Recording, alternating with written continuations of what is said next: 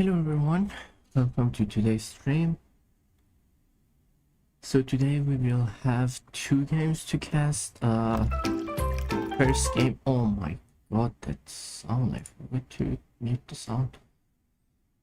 So the first game will be from the Treaty League, and then after that we'll move on to the game from Lakota Hill tournament. So let's get to it. Actually, did it start? Yeah, it did. For some reason I thought I didn't start the stream, but apparently I did. I think this was the game from Treaty League, if I'm not mistaken. I hope I hit the right one. Hey Jokebox, how are you doing? Oh Jokebox, this is not your game yet. And also I have to adjust this, and also why my volume is like super high. Okay, so let me adjust the setting so the game won't lag anymore. Alright, so you should be fine now. Not my Treaty League. Well, it seems like you really want to see how bad you played that game and how hard Grigor carried you. I don't want to see it. Okay, good to know.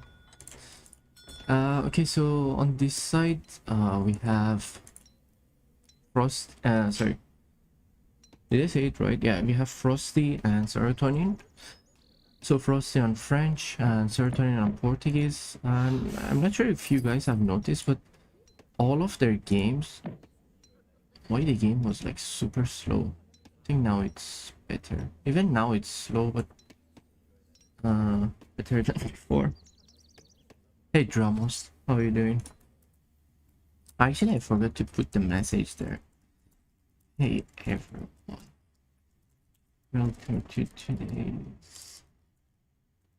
Oh my god, I can't even type testing.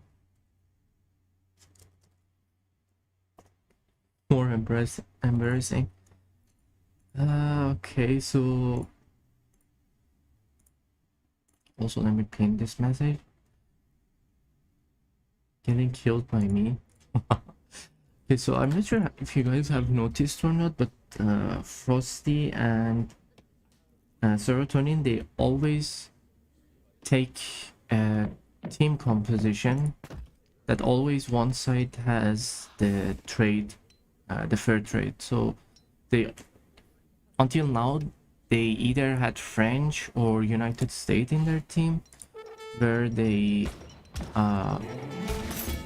usually trade with one team and then the other one just max out food as well. I mean, it's a good team play, but it was something that I noticed during their games.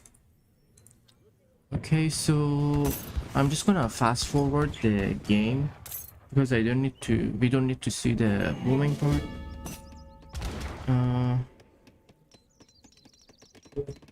Are you sure you know the boom showbox? Good question. Really good question. Grid boom is interesting. Oh my god. 2.7 with bricks. Oh my god. Okay, so and also I forgot to mention about the other side. So on the other side we have British on Ramos as usual. He either go for British. Oh, actually you got the llamas. 4 llamas early to the boom. It's really good for British. And also you have to keep in mind that oh my god, my bird is starting. Give me 1 second. I just have to make sure my bird won't bother me during this stream. Just 1 second.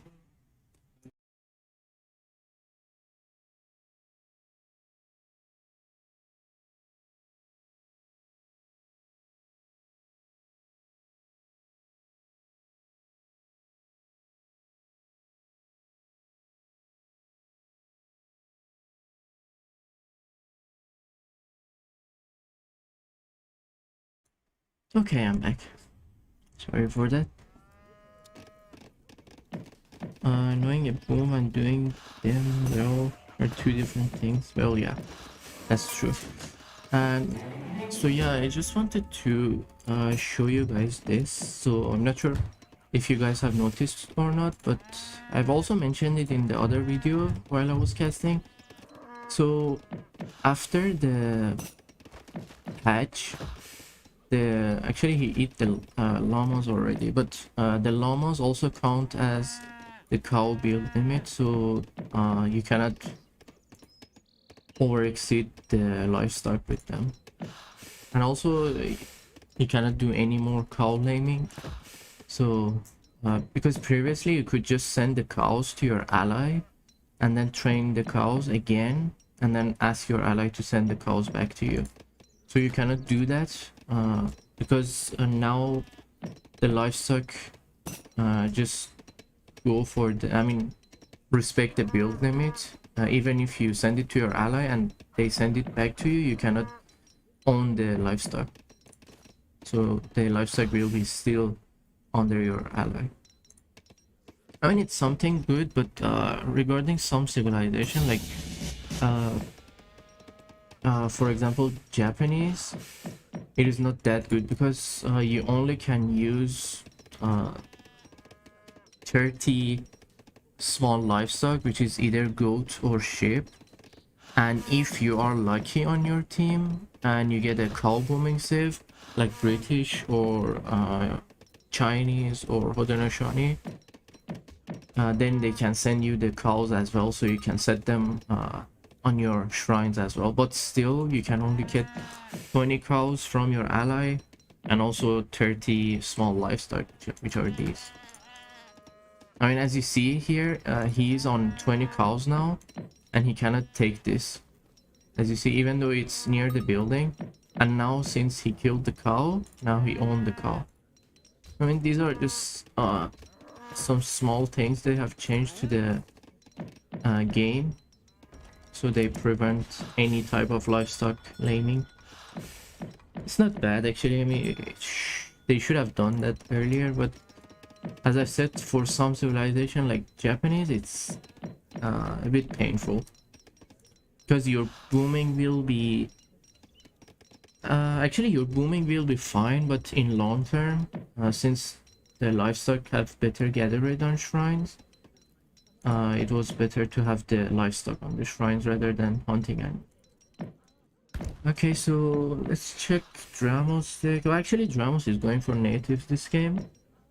So British deck with natives, for sure you have to go for South Sea Bubble, because it's obviously a better option, and also he has the longbow card. I'm not usually a big fan of British on natives because usually my food will drain super fast with British. I don't know why. I feel because I mean, I'm not that good with cow booming during the fight. I just do the cow booming once in a while when I see it, but if you want to play with natives with British, you have to just constantly do the cow booming during the fight, else your food will drop, because the British also doesn't have the food silo at age 1, so that's why your food will drop. And actually I want to check Tina's deck. Okay, so she has the Swedish fish card. It's not a bad option, but I would rather go for the Dominion, the H2 Torp card, because you can send the, what is it called, the shipments to that point, and you can mix that card with your infinite food card. It's really good, it's really useful. I mean, fish card is also good because actually I wonder why she doesn't send it early. Because one way to do it is you just send this card at the first, once you have your first card, and just let it stack, because once you send it you will get 2 fish crates and they just gather They don't gather, they just stack food. And it's like 1 food per second if I'm not mistaken, unless they nerfed it. The last time I remember it was 1 food per second. So the food of the fish crate will increase and you can just take it whenever you need it. It's really good, but again, I would rather go for the Dominion card. It's a better option in my opinion. And also she has the mercenaries. It's really good to have with Sweden. Because the Landsknecht are really OP. I really love them. They have high siege, and also after the mini rework that they had, they'll do the splash damage area, and it's like a charge ability, but still it's really good. And let me check Frosty's deck. Well, he has the same deck as last game that I cast for them. So he has the economy theory, and also he has the food trickle and the exotic wood. So I mean, I would say the wood trickle would be more useful because he sent discard early during the boom anyway. So actually, wait a second, why on earth you wouldn't send the refrigeration early? Oh, actually, it's because of discard. He sent discard early, and now he had to sacrifice discard. Because if you send this, then once you hit H4, you won't have card for your factory, as you see now. And he sacrificed this so you can send this.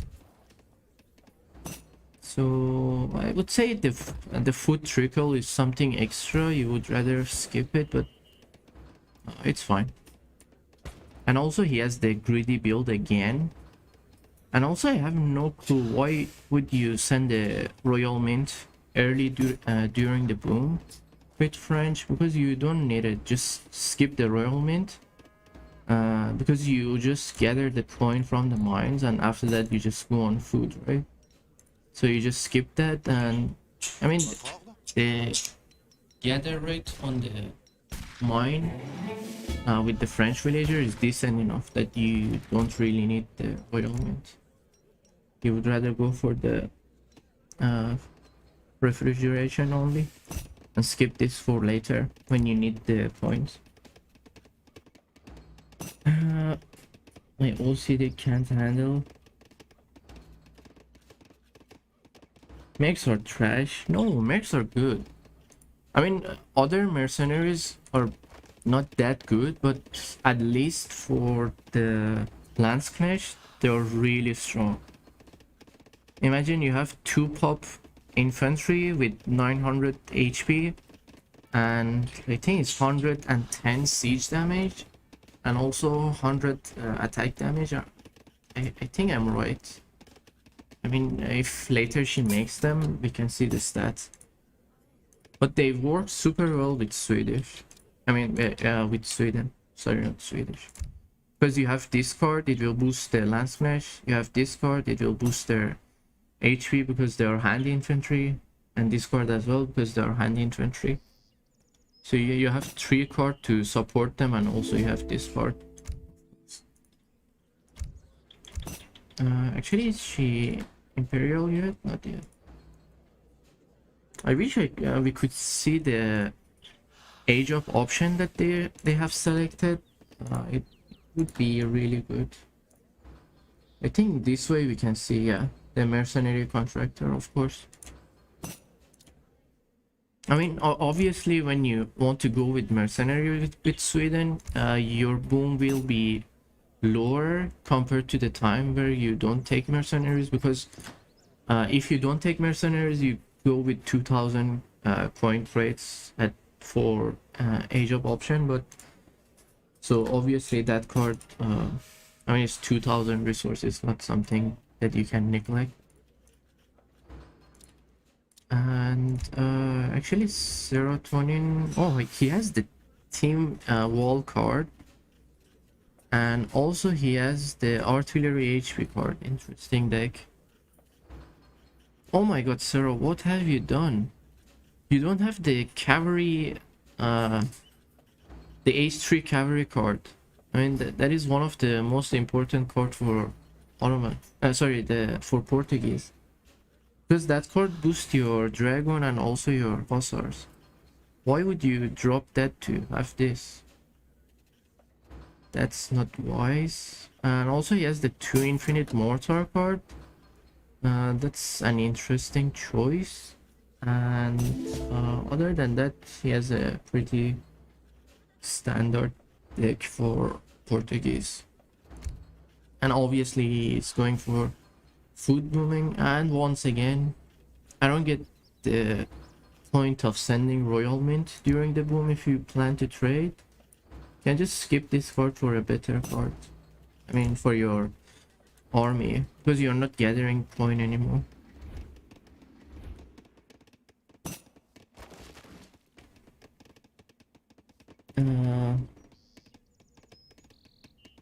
Gender, hussar, drag. Yeah, of course. I mean, yeah, Corlins are more effective, but I mean, they have high stats, as I've said. So in case if your gold is if your food is dropping, it's not a bad option to have with Sweden, because your gold gather rate is not that good. I mean, for me, the mercenaries have saved me some games with Sweden, because I was in a situation where I ran out of food, and then even though I had some villagers on meal, but it was not good enough to maintain the Caroline production, so I had to mix up some mercenaries as well. I mean, obviously I don't play with Sweden much, but just saying it saved me. Actually, no one took this treasure. Well, at least Frosty and Serotonin should have taken it, because they know where it is. And also this one. I mean, the least you can take from this is 30 XP for killing each of these. It's not bad. I mean, this is 90 XP treasure. It's really good.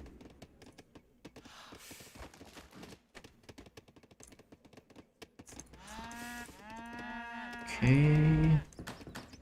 Actually, one thing I noticed, after the patch, the Germany's overall team food silo card, it doesn't stack for French villagers. I don't know why.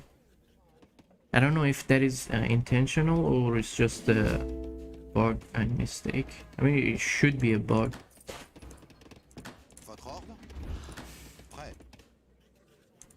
Okay, so 1.74 gather rate, so obviously he has all the upgrades, and it's really bad that I cannot see if he also has the upgrades. Actually, why is he gathering coin though? Maybe he's missing the upgrade. And also his factories are not upgraded. And also he has the factories on gold though. Maybe he needs it for the capital upgrade for food, but I don't know. Let me see. Okay, so it's 1.76. By right, it should be 2.03 or 0.5. Sorry, 0.5. Let's see. 0.2. Okay. No. So he has all the upgrades that he needs. So having these villagers on coin is just something extra and useless. You would rather send the villagers on food, all of them. I mean, not all, except for few to chop wood for natives, of course, because he's going for natives anyway. But since he has this card, I think 10 villager, maybe even 9 villager is enough for the wood gather, right? But last time he did a full food boom, and then after he traded, he just went for wood chopping. Not sure if that is the case this time again. Oh, actually he did one upgrade. I missed it. I didn't see which upgrade he did. Because his gold dropped, so I'm not sure. Maybe he sent the maybe he did the church upgrade for cards. I don't know. It's really bad that if you miss something, you won't notice what it is. Okay, so everyone, and also wait, he still has these on gold. I wonder why. I don't know. Let's see. And serotonin also has wait 73 on food, 8 on wood, and 1 on gold. I wonder why he has a villager on gold. I mean, the gather rate is less than 1, so it doesn't really worth it. I wonder if that was a mistake or something like that.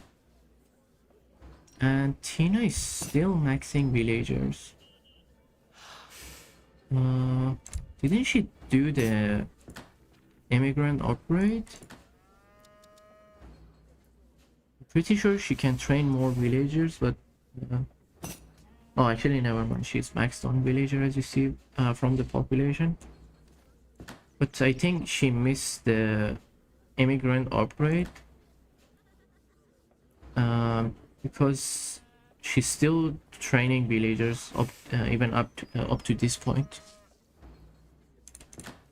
When you do the immigrant upgrade, your villagers also train faster, so it's good for the boom, especially for Sweden, where you age up quite fast and you mostly max your villagers after Imperial. I think before Imperial you get like 40 villagers or something like that, and then after that you have to max out the rest. And Drums is doing a super good boom with British. Actually, I wonder why you didn't build anything here. I mean, will you build it later or you just forgot? Because obviously, as you see, you can build a meal, or I think even a plantation you can fill inside. So I'm not sure why you just left the space to be like that.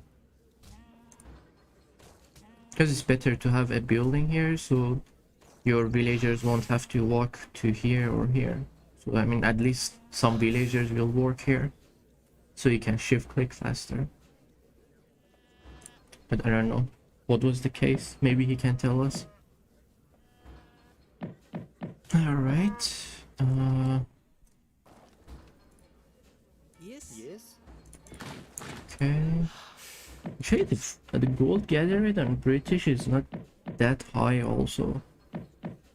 Most of the civs, they have 1.5 gather rate, British has 1.48. I think it's because of this card, because it has 5% lesser compared to the normal age 1 gold card. Yeah, I think it's because of that. I mean, as you see here, it should be... Oh, actually, Sweden is 1.58. That's good. That is... Well, actually, yeah, it's 1.5, and since it's team card from British, that's why it's 1.58. Actually, it boosts the gather rate quite a lot, though. It's almost 0.1 gather rate on coin. It's quite a lot. Yeah, I think maybe you tried to fill at that time, but you saw it's not filling in, and then you just left it. And also, why everyone is building their base so ugly? Why is this? I mean, you can just pull this a bit back. You could build it here, you could build this here, and you could fill another plantation here easily. And also you could just put another here, so you could avoid these 2 plantations here, and instead you could just use this space for the walls and all this stuff. That would be much better. I mean, Tina's base is good, almost as compact as possible. Really good to watch. Okay, so she's going for the safe side base. Obviously she's making 3 layers here, some military, and of course I'm not sure actually, but by right you should have like 2-layer walls here, and then maybe you can just put some other military building here. So in that case you have a safe side base. So even if the enemy comes here, they just destroy these, and then you still have some walls to back up and also military buildings. Okay, so oh my god, so many infantry, so many barracks. And the artillery foundry, you have 4 as well, and 3. Well, usually it's better to build the artillery foundry at the back and the stable at the front, or the barracks at the front, because your artilleries are your weak piece of the battle, so you would rather have them at the back. So even if they train, like let's say if your enemy is pushed in, and if by any chance you have your artilleries to train from this one, and if they spawn and if the enemy have near units or program, they can just snipe them easily. I mean, it's more close to the battle. Just some small things, because that happened to me quite a lot when by the time when I used to have my artillery foundry at the front. So I always get sniped, or the enemy sent cavalry to kill my artillery foundry while I was pushed in. So I just now I just build them at the back, and then either the stable or the barracks at the front. I think that is a better option. I mean, these are suggestions, you can just apply them or just ignore them, but it is better to apply them, of course. And also, Dramos, what is this wasted space? Just why can't you just build them attached to one another, or just, I mean, you can just build it here near the cliff or anywhere. I mean, I would rather have like 5k or 10k less boom, but having a nice and good looking base. I mean, that's me.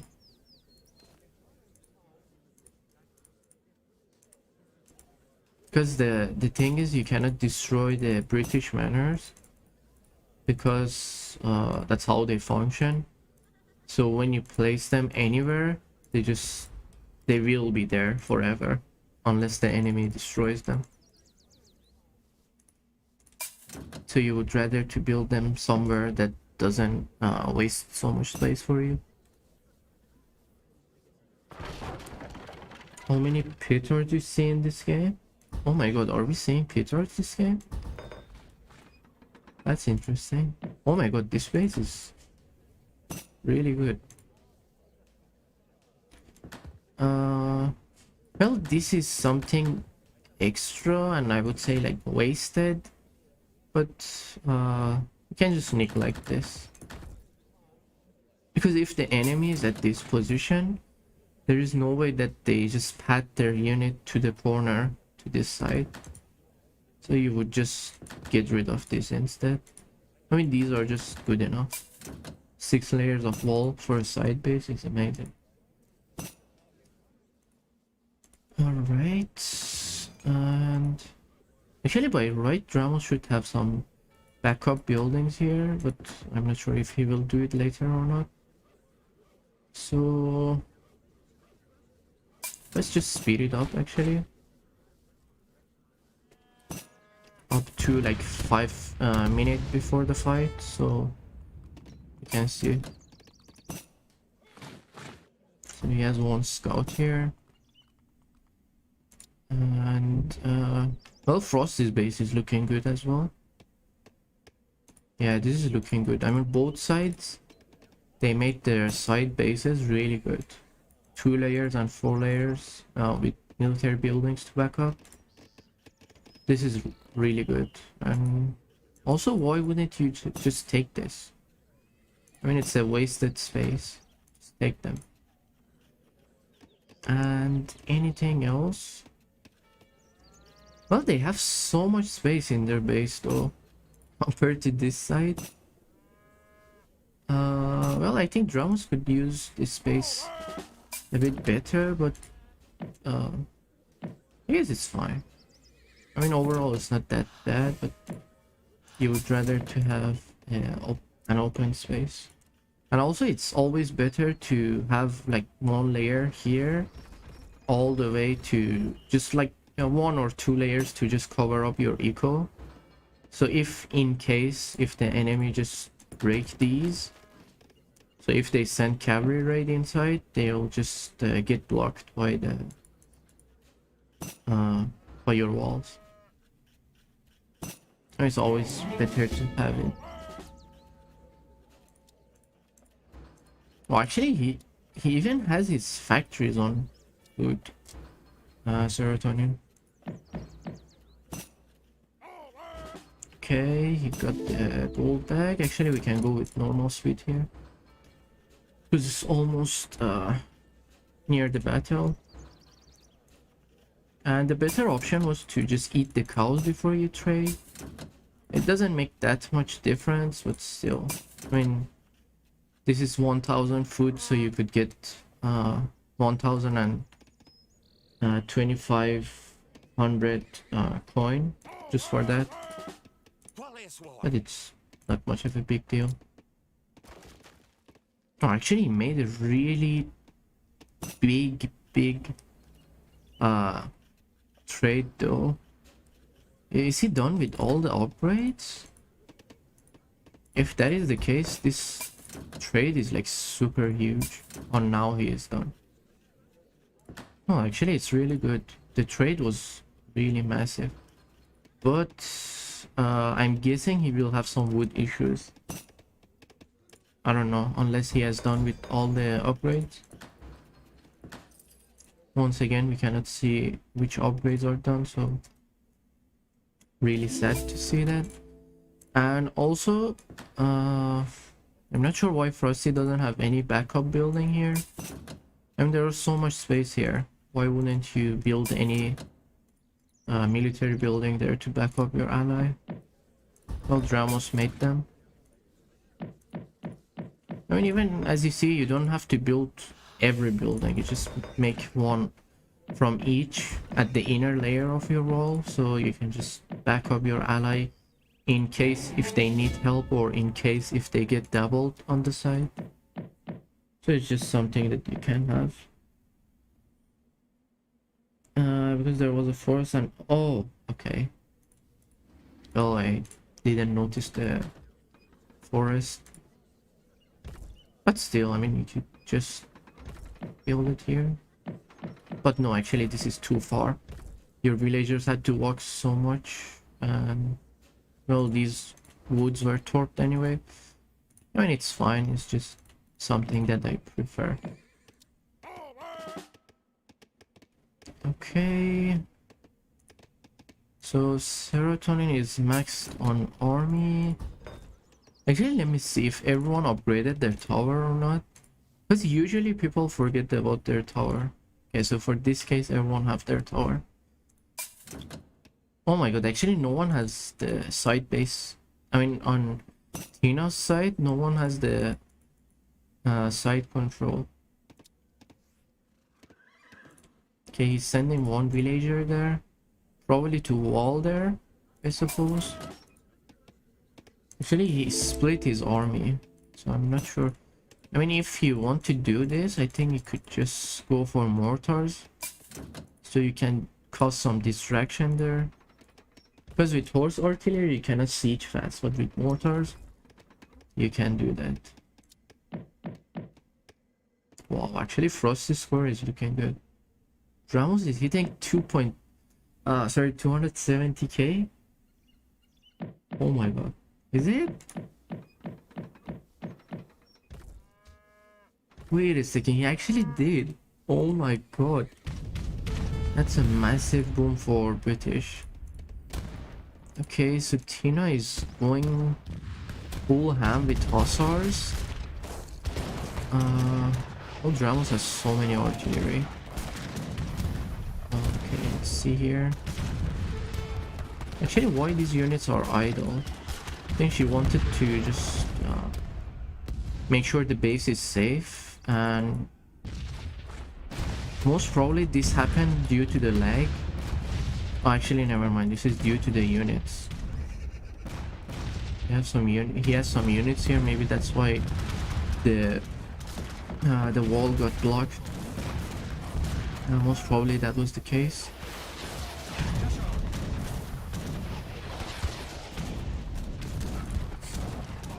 Okay. Well, actually, he's approaching here with the overpop. I'm pretty sure this fort is going down before it built.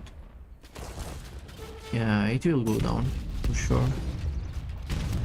Yeah, it is down. Oh, welcome, guard. You're just in time. They can make even 44 layers of wall. Yeah, your Cox, I think you can do that. Okay, so he has sent the cavalry train time as well. Actually, let me see if Tino has the barrage card already. Yeah, she has it. Okay, so she has wait a second. Why didn't she send this card? I mean this card, not that card, obviously. It's better to have it. Oh, actually, maybe that's what because she built the church late. Because usually I built the church early at age 2. Maybe that's why I have like 1 card advantage. Maybe that's the case. Okay, Sarah is doing some distraction here though. Okay, these two Cobrin are at the corner. I'm not sure if it is intentional, but it's like they are hiding there. And actually, I wonder why Tina doesn't have any siege units. If she had like, oh, they are the mortars. For some reason I didn't see them. Oh, they are dead anyway. Okay. Oh, I heard some unit spam. That was probably a cavalry spam. I'm not sure where they went, but they were. Okay. Actually, Sarah is doing a really good pressure at this side, but and at the same time he's losing this side as well. And Ramos is pushing Frosty as well, for now at least. He hasn't taken the second nats. Frosty also doesn't have the second nats. No, actually Ramos is making a really good pressure here now.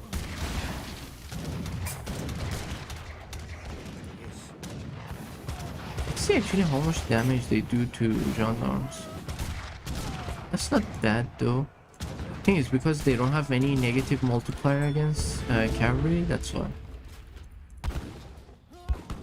Okay, so the cavalries are dead. Well, by right he should use this villager to build some barracks and artillery foundry here at a safe place, because here is a stable. I'm not sure if he sees it. No, he doesn't have the vision of that. And also no one took the trade post yet. And okay, so Tina is trying to get rid of these units here for now, and also she has some pressure here, but she doesn't have many units to back up. But instead she walled serotonin at this position. It's not a bad wall, but still. Okay. Actually, I wonder what is Sarah doing here? Oh, he's... Wait a second. Why isn't he giving the natives? I think he didn't notice that. Yeah, probably he didn't notice that. And also I see some big mistake with Frosty. Doing the arsenal upgrades now is a bit late. But still, I mean, maybe that was the reason you lose this fight so badly. I mean, you get pressed in to that position.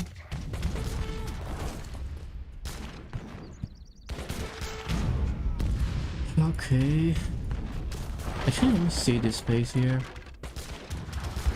Okay, so she has some mortars. Oh my god, look at this. These walls are annoying as hell. 1000 HP wall is just super annoying. Imagine how many mortar shots you must have on these walls. At least 12 shots. That's a lot.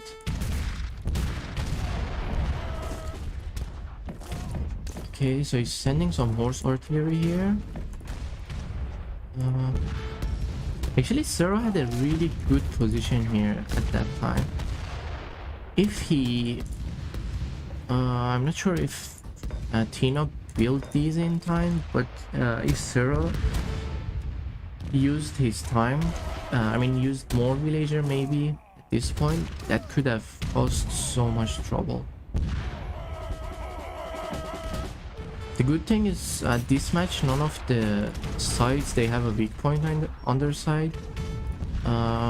Maybe this side is a bit weak, but 5 layer of wall with 10k HP is decent enough.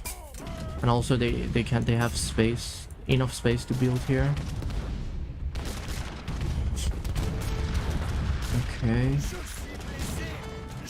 Oh, actually Dramos entered here. Okay, now he's... Oh, actually Frosty haven't taken this. You always want to take this card because it will help your melee infantry to reach out to others faster. It only applies for infantry, right? Yeah. For some reason I thought it's all units, but it's just infantry.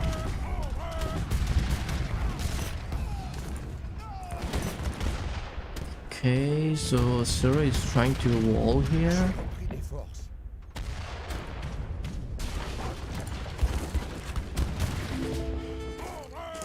Okay, so this is a... I don't know what to say about this position. I mean, it's not really wise, and it's not bad either, but when you send these units with like artillery and all this stuff, you would rather to have some buildings here. I mean, some villagers to build here, not to leave them be. Okay, so Tina is applying some pressure here. I think Zero is just too focused on this side. How many are these actually? Should be 20 at least. 34, oh my god, that's so many Cazador. Okay, well these mortars are just idle, they're doing nothing. And well, having this stable here is not gonna help much because these are Carlins anyway. So you won't be able to do much to the artillery while having the enemy's Carlin near them. Oh, actually Drums is doing some big pressure here. Okay, so Frosty got rid of the side base that Dramos had in the native side. And now... Well, actually Dramos should have just get rid of this wall. Because it's blocking your units and you can just siege it down easily since you have like 3 mortars here. 4 mortars actually. And also you could just siege this, so you could prevent your stupid musketeers to just siege this useless wall. I Actually, does he have... is he extending his buildings? Yeah, with one villager. Okay, okay. Oh my god, wait a second. Oh, we lost some big stuff here. So Sarah is trying to break here. I mean, it's not a bad position to break in, but still it's like 6 layers of wall and they have some backup here for sure.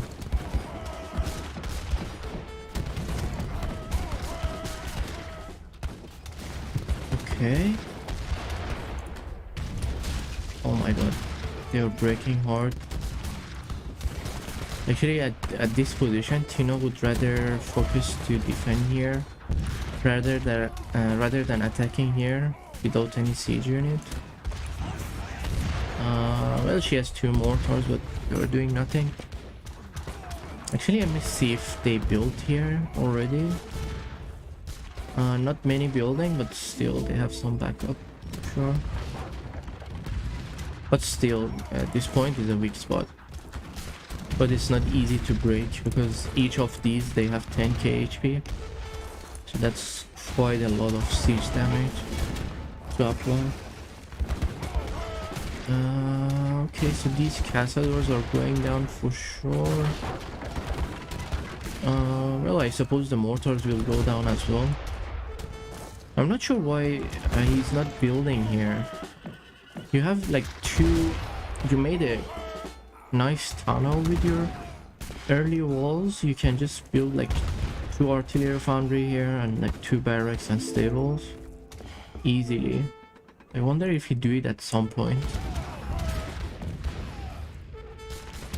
Okay. It's really good to have these fights rather than having a heads-up fight with coverings just fighting each other. This is much better. Okay, actually Tina is now walling this position. All these hussars are going down easily. Okay. Well, Drowse is doing a good job. I wonder if he killed villagers.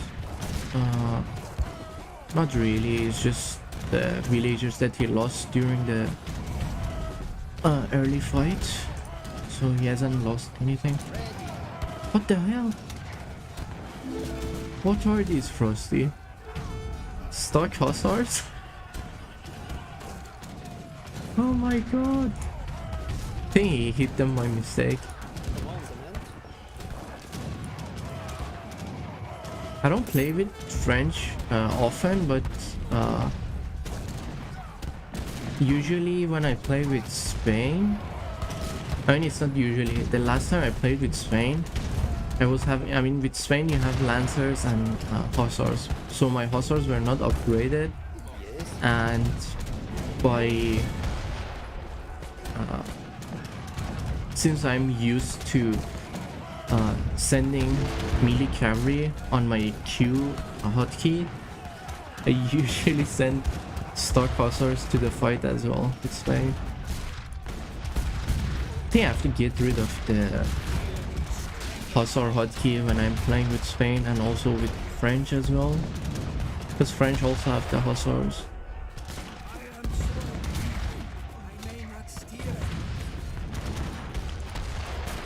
Alright. Well, he broke in.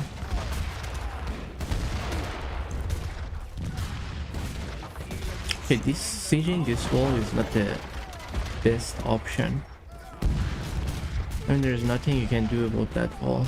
You would rather just get rid of this gate so you can send more units there. Actually, this space is protected now, for now at least. And actually Tina should have just made like 5 mortars and constantly siege this position, or even like siege here and then enter the native site to just help Dramos. I think that was a better option also. Oh my god, look at these. They're just begging for cavalry spam. Everyone have a decent score and economy, at least for now, but let's see if they do any mistake and if they over spam some units.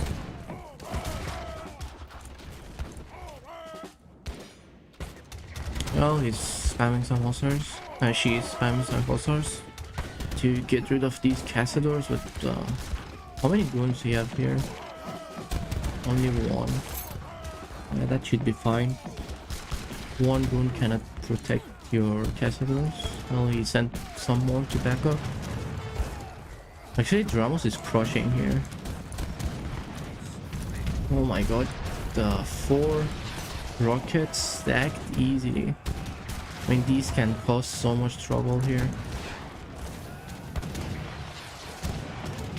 Actually, Frosty, at this position, you would rather go for 5 Covering or even 6 Covering, because there is so many artillery, and for sure he will send more because of the free shipment. Let's see if Frosty has anything in the queue. No, he doesn't have any artillery in the queue.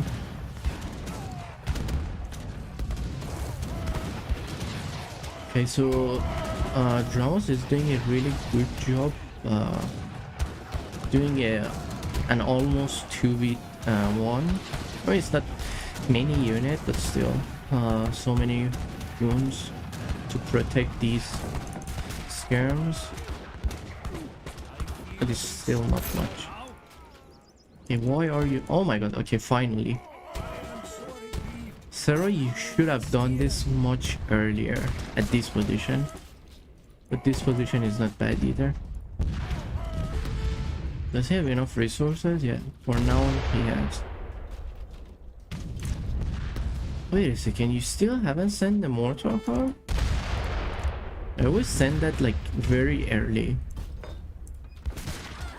I usually send the mortar card like super early. Okay, this is a nice all-in strat. Actually, what is... Oh my god, this is a bad decision actually. I didn't see this card.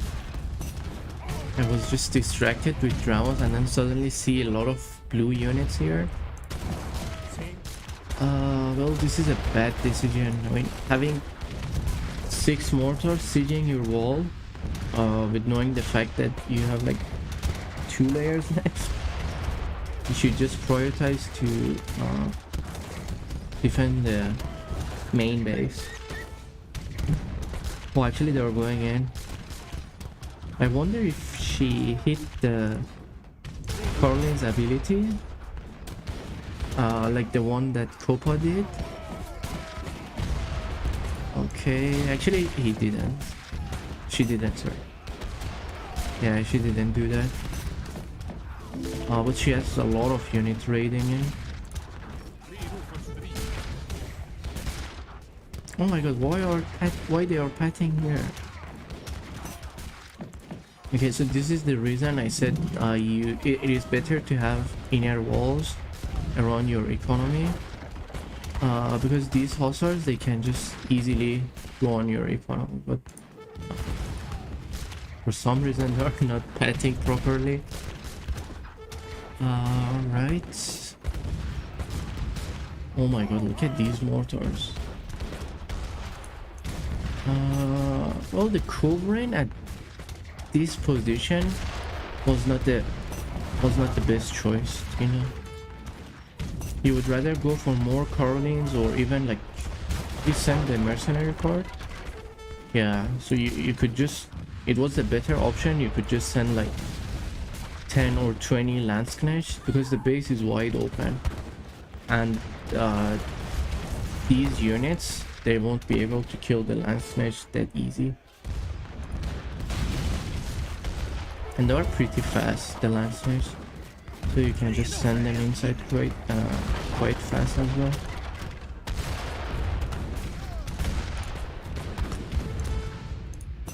Oh my god, Sarah is... Did he petard it, or... No, I think you just used the mortars. Well, I'm pretty sure these mortars will go down as well. Unless these cavalry get there in time. Wait. Well, that's those Jaegers are like random. I don't know, maybe there was something happening there and I missed it. But anyway, oh my god, look at all these castles.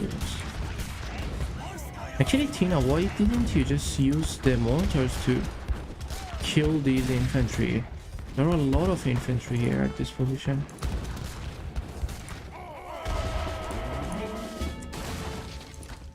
Okay.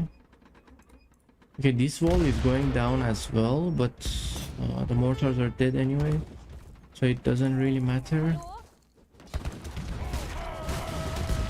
Okay, well, so many idle units here. Actually, she could use this position much better if she had more barracks here, but unfortunately she didn't have any barracks there in time. Oh, she has sent some villagers. Yeah, there they are. And once you're at this position, just delete these towers, build them here.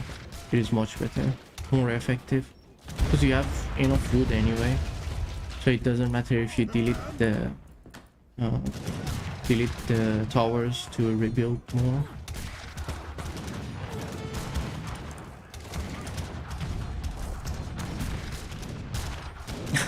Paladin. Don't spoil. Actually, I saw some part of the game as well on this game during Sero's live, but I'm not gonna say anything yet. But yeah, I saw some part of the game. I didn't see the whole game. But these walls are just super annoying.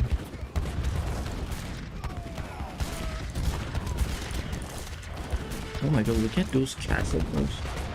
They're stacked. I wonder if they can... I wonder how many castles you need to kill like one hussar. I should actually do like one arena video for that. I haven't done an arena video for a long time though. I've been busy with some stuff. Didn't have the time. And I'm still wondering why Tina is not just going for the side base.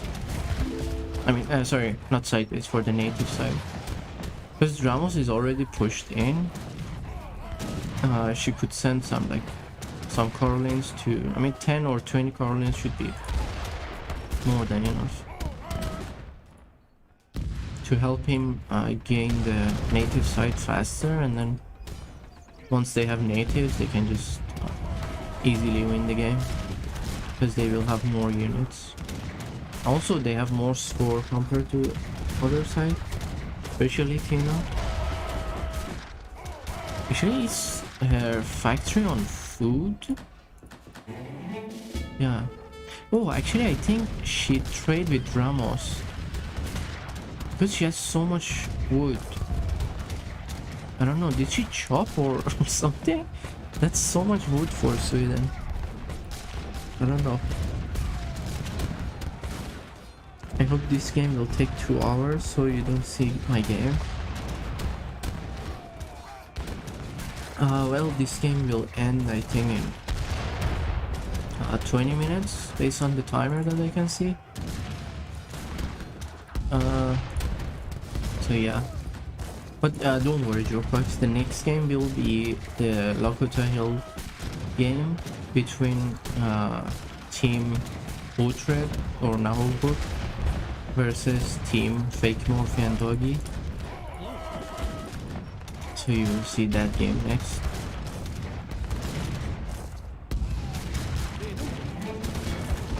Oh my god, look at these disgusting walls. They're super annoying to deal with. Actually, I wonder if Tina has... Oh, she didn't scout this area properly. If she knew there is nothing behind here, she could just easily ignore this part and then go for this part. And... Well, Sarah has like one idle mortar here, just doing nothing. Right, he could just siege this down and slowly try to siege these buildings.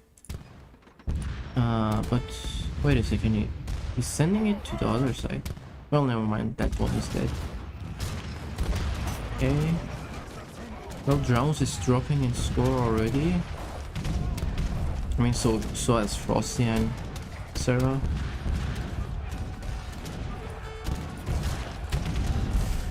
I wonder if these are better than French. Not better, but not bad either. That is just because of the British church card. I forgot the name. Red Tin Line? I think that was the name. So the heavy infantry, they get more HP, but obviously they will have lesser attack. Yeah. But still, I mean, it's not that bad compared to French one. Wait, did these shoot the horse artillery? Or did they shoot the skirmisher? Because I'm pretty sure I saw 4 shots, but the horse artillery didn't either. And these will go down, obviously. All those gendarmes, there's no way you can survive that.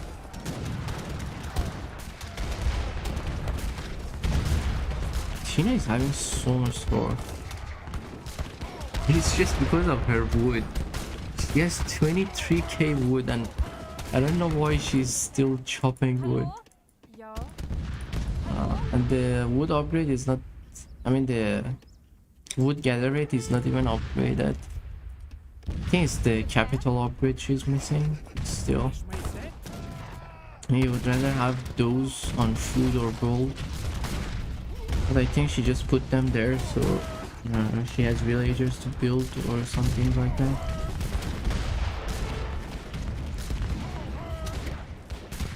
Oh my god. Actually, Sarah is pushing back.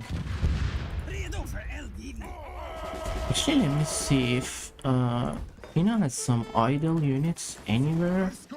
Yeah, there they are. I knew it. Because I keep seeing this card is missing, and I don't see extra population in his army. In her army, sorry. So yeah, there they are. And they are also not upgraded. They're champion and they are not legendary. So she's missing the capital upgrade for natives. Imagine if Ramos is missing the same, but I don't think so. Because his unit HP and attack was decent enough, yeah. Legendary rifle, so by right they should have those stats rather than this. I wonder for how long she will ignore these and she won't notice them. That is interesting to see. Oh my god, look at these mortars range. It's so annoying. Look at it. It can shoot up to here. Oh my god, that is super dumb. I hate Portuguese mortars. I really hate them.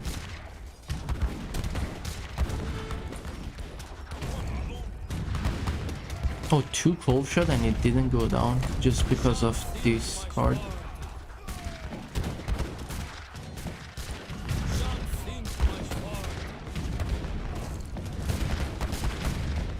Actually, maybe Sarah dropped the H3 cavalry card. Maybe just because he knew he is against Sweden. But still, even in that case, you wouldn't want your dragons to have less HP. So it's not a card that you want to drop for Portuguese especially. Because your dragons are really strong, so you want to boost them as much as possible.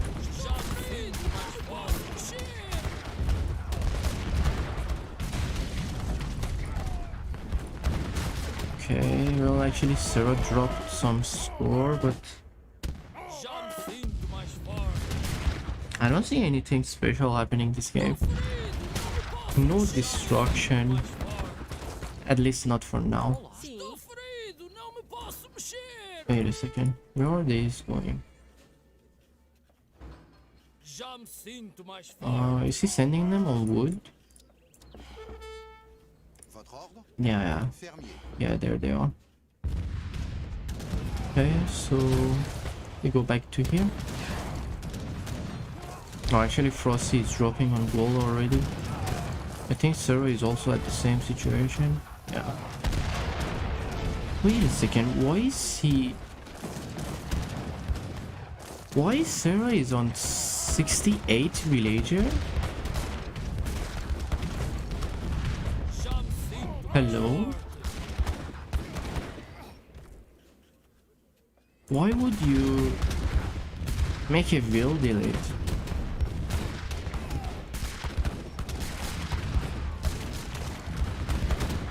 Maybe he did it so he can have more dragon, but I don't think that was a wise choice though.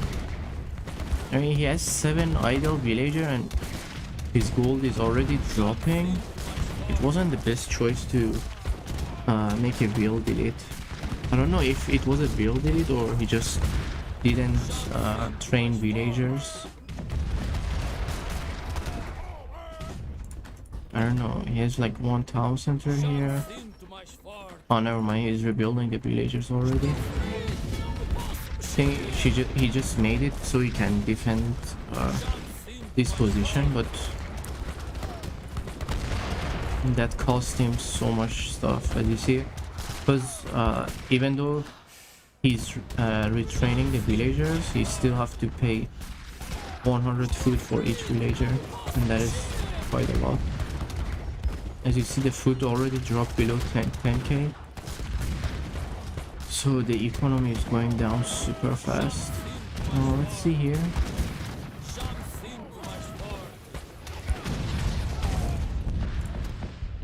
I wonder why you guys never replace these towers when you're pushing. These towers are really effective against cavalry. As you see here, where is it? It has 1.5 multiplier against cavalry, so it's really effective. Oh, and this is the bombard attack, so it still has 1.5 multiplier against cavalry, so it will help you a lot if you have like 3 of them stacked in one place. You can just get rid of the gendarmes easily.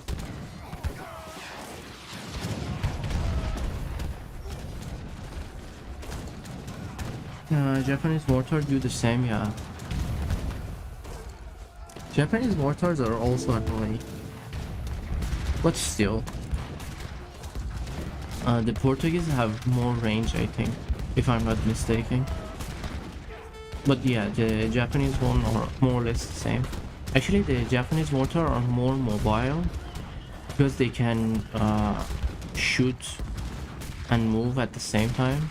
They don't have these bombard and limber mode, so you can just shoot, walk back, shoot, walk back.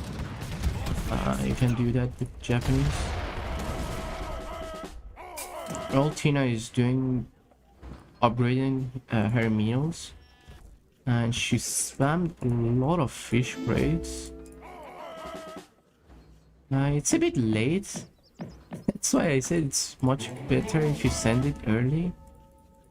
Because if you send this early to the fight, I mean early when the game starts, basically at the first part that you get, by now I think it will have around 3000 food at each of them. I think 3000 or 4000, I don't know. I've done the calculation before, and it was really good. It's really worth it to send them early because you get so much out of it. Okay, all these carriers are going down. Right. Well, Sarah seemed kinda dead. Oh my god, look at the food. Oh my god.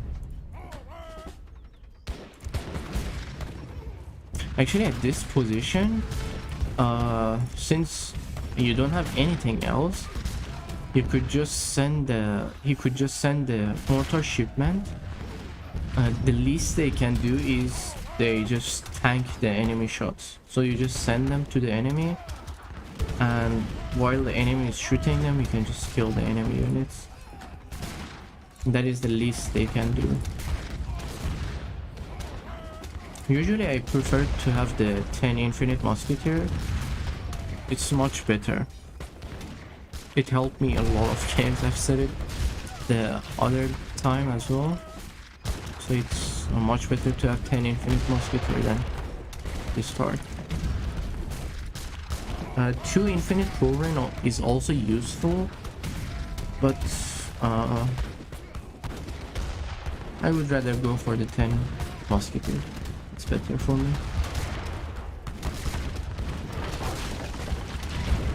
But obviously 2 program infinite card is also a really good option to have. Actually, at this position, when Tina sees she has like a massive advantage over serotonin. Oh, actually she finally saw this, but still these are not upgraded. But still they can do some stuff. So at this position you would rather make like 20 or 30 will delete on coin, because your coin is like 51k. So you just make like 30 will delete and then send like lance mage or even more artillery to wipe the enemy. That was the better option. I mean, I don't get the point why she is making more villagers at this position, but oh, actually she has so many stuck villagers. 1, 2, I think all of them are inside the base. Oh no. Well, there is one here. And 1 here. 2 here. 2 villagers stuck. That's why I don't put 10 villagers in the plantation and the mills. I think this one is stuck as well. Maybe not. But yeah. Overall, the better option was to just make a wheel delete and then press this position faster, because basically Zero can't hold this for long because he's down on resources. I mean, you can even say that by the look of the score.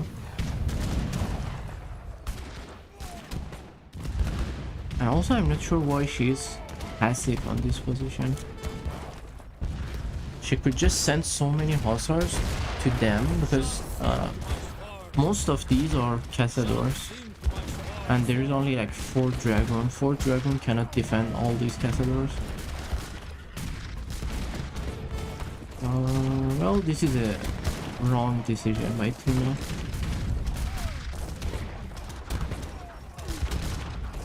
Well, actually she did it finally. It took her a while to realize this situation, but she finally did it. Okay. Alright. And also it is better if you have, I mean, at this position you can have like 6 mortars. You just stack them, since you have the barrage card. Where is it? Since you have this card, you can just have your mortars shoot the enemy's infantry, and they will do a decent job as well. And since after you're done with the enemy's infantry, you can just siege the walls or buildings or whatever. It's just a better option to do.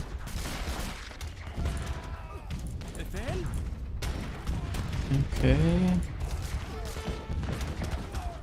All this time no one took this side trade route.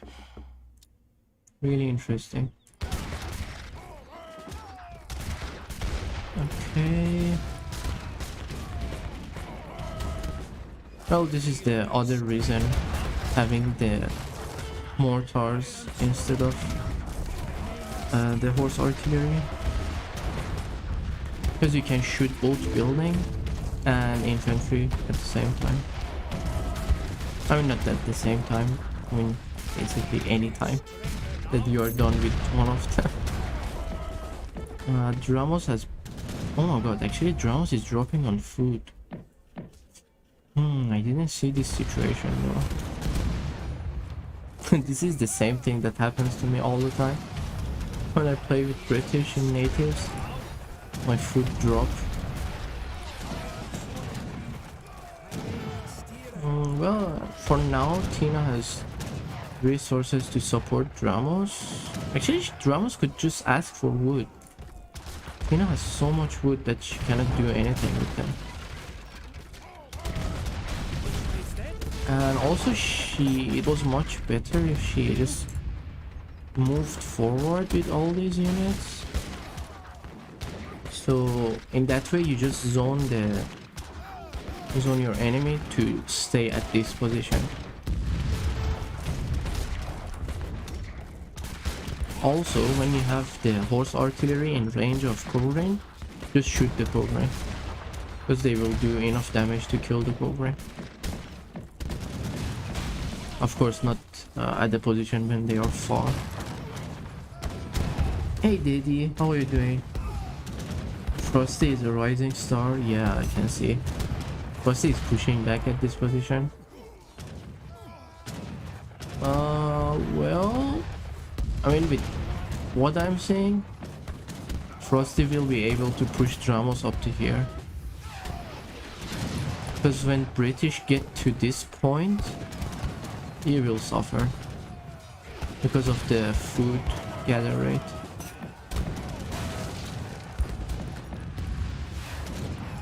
Actually, I think it was good if he sent more rockets. Wait, what are these doing? No, I don't know why Zero sent 4 mortars to this position. Even though if you get them for free from the shipments, but you would rather use this pop for to defend your base, because your base is under attack and for sure you will get raid. This was a mistake. It was a really bad decision. Should have just went all in to protect the economy. Now Tina has units inside the depot. More a failing star. You call him Snowflake? Oh my god. British was eating livestock this whole time. Yeah, Drowns is a really good British player. He always call boom even during the fight. I usually do it once in a while when I see it, but again, I mean, what is this? This was a huge mistake and bad decision by Frosty and Zero. They shouldn't have just went for natives when they have an open base. Yeah, this base is completely gone. Look at these mortars. There is no way they can survive this. And also, goodbye to the economy. Serotonin was already suffering in terms of food, and now it will be harder. Oh, actually, Tina, one thing you should have done here was to kill these villagers rather than sieging the factory, because once you see this happening, that means your economy is on the edge. So you just get rid of the villagers, and then there's nothing the enemy can do, because basically they need resources, and once you don't have villagers, you cannot do anything. I mean, of course, killing the factory is a good option, but they have high HP, so sieging it with cavalry is not that fast, but killing villager is quite fast, as you see.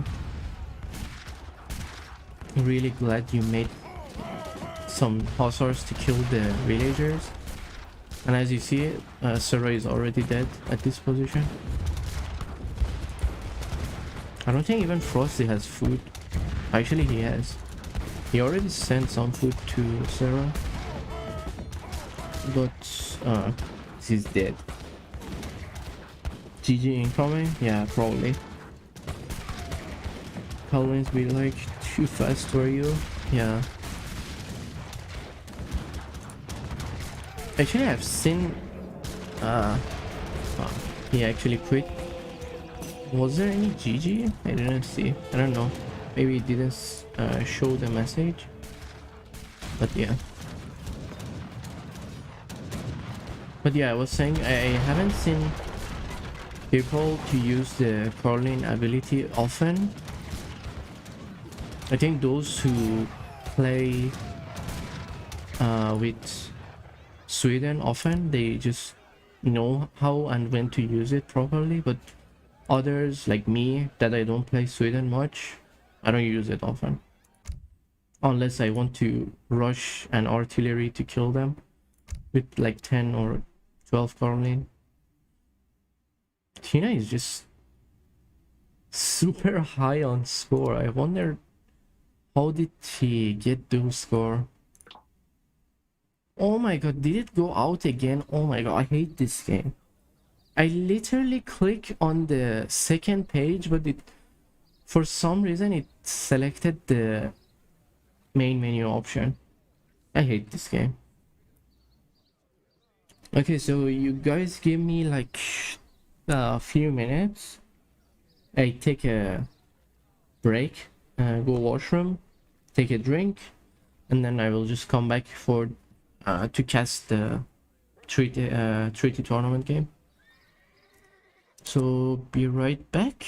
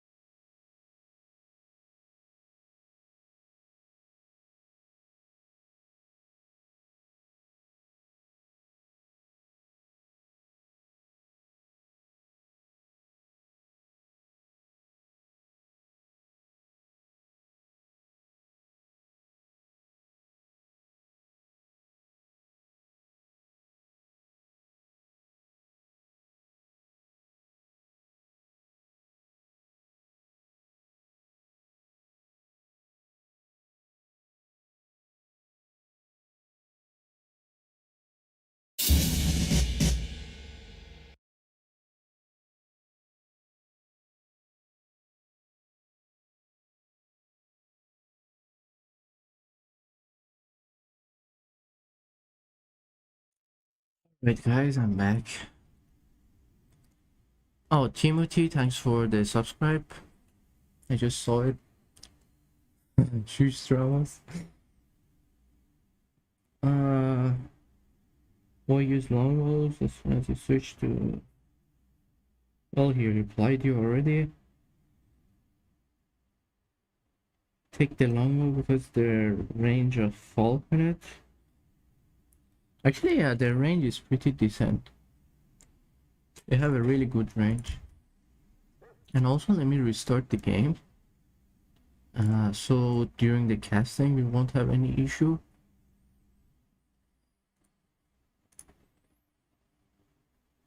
She got the win, but don't post it. That's my guy you're teasing. Okay. No date for you, Frosty. Those were almost 300 HP scared. Yeah, drums, but still. I mean, they don't have enough multiplier against heavy infantry. That's the issue. Tina is too strong, yeah. Tina is OP.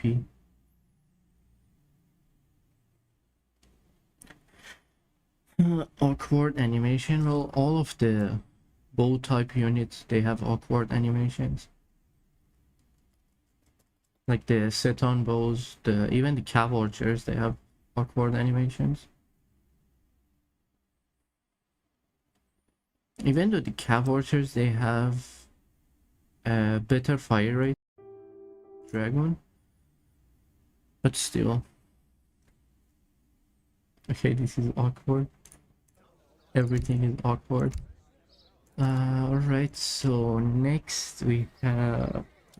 Which one is it actually? I hope this is the right one. Not Yumi. Well, I don't know. I feel the Yumis are also not that great. They're decent, but not great. So I choose the file correctly. Let me just make this adjustment.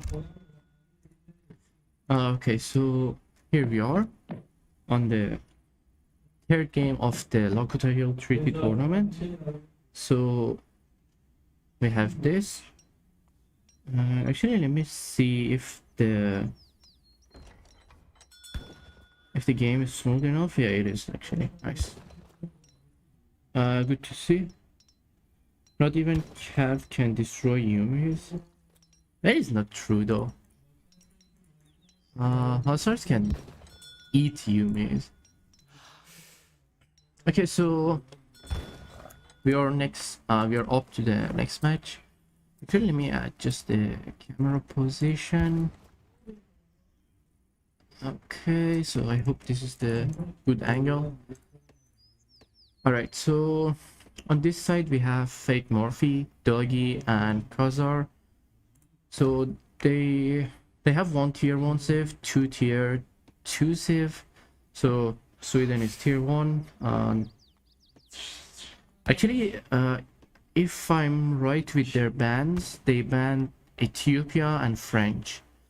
So the bans apply for both of them. There was some question earlier. I've actually mentioned about the bans and all this stuff, but once again, I say it. So the bans apply to both teams. So if you ban Ethiopia, it also applies to you for that match.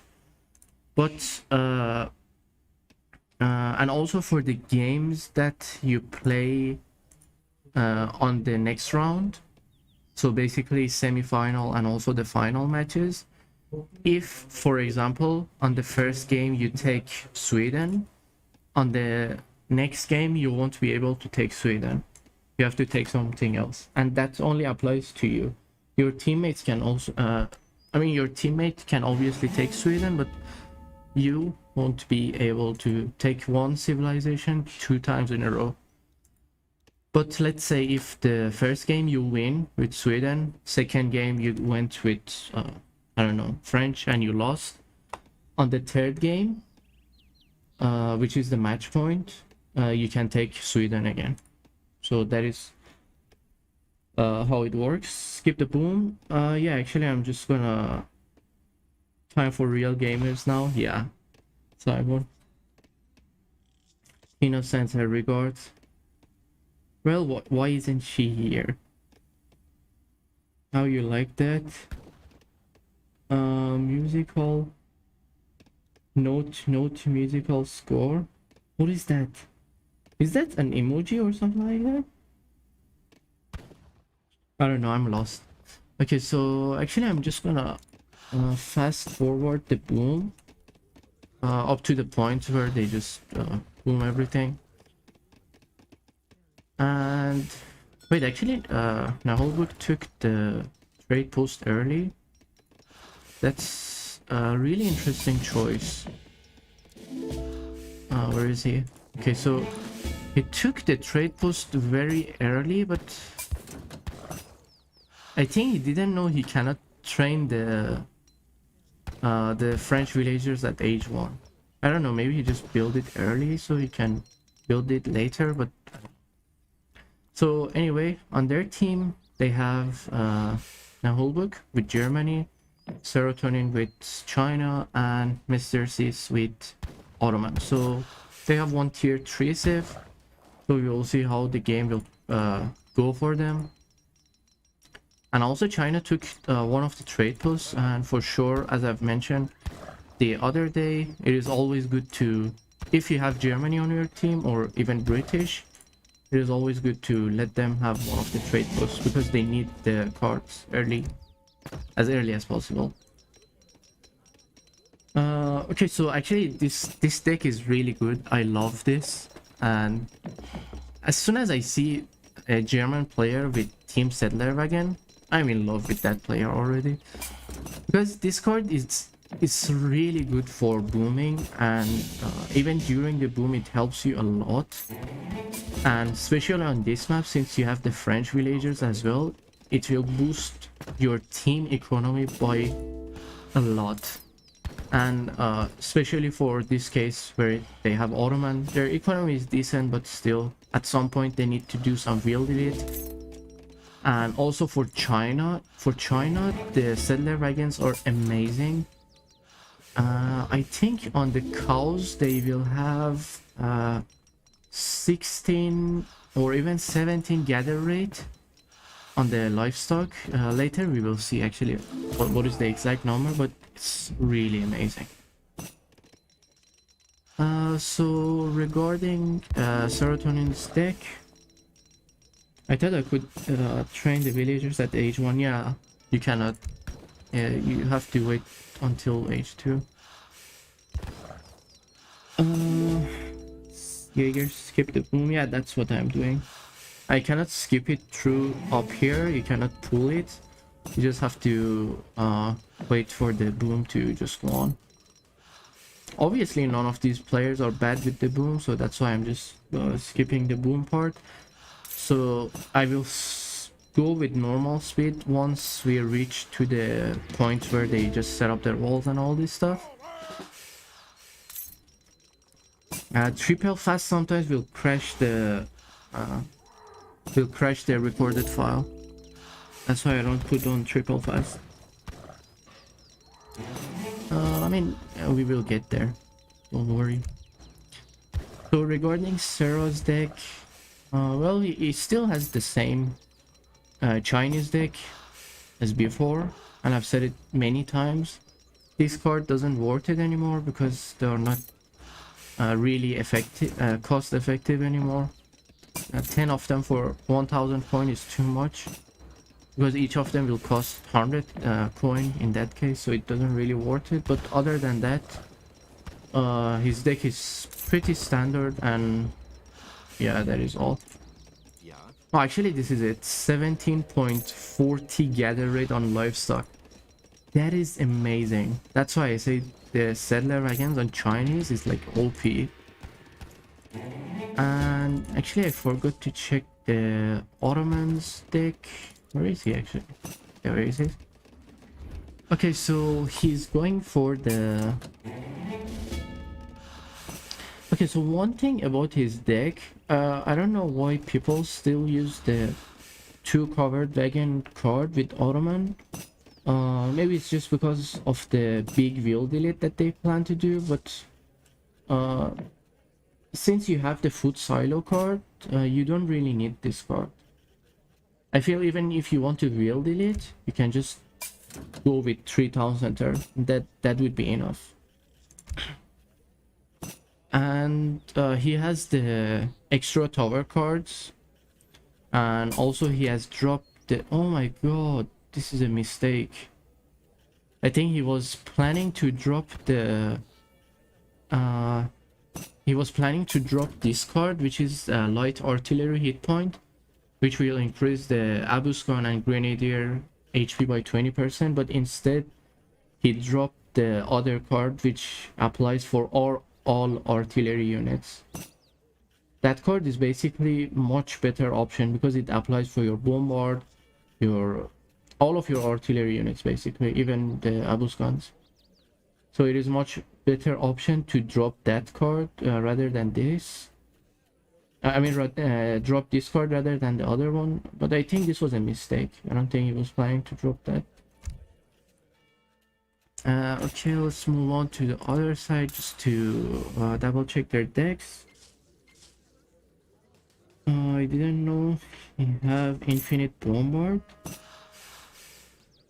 Oh, he doesn't have infinite bombard?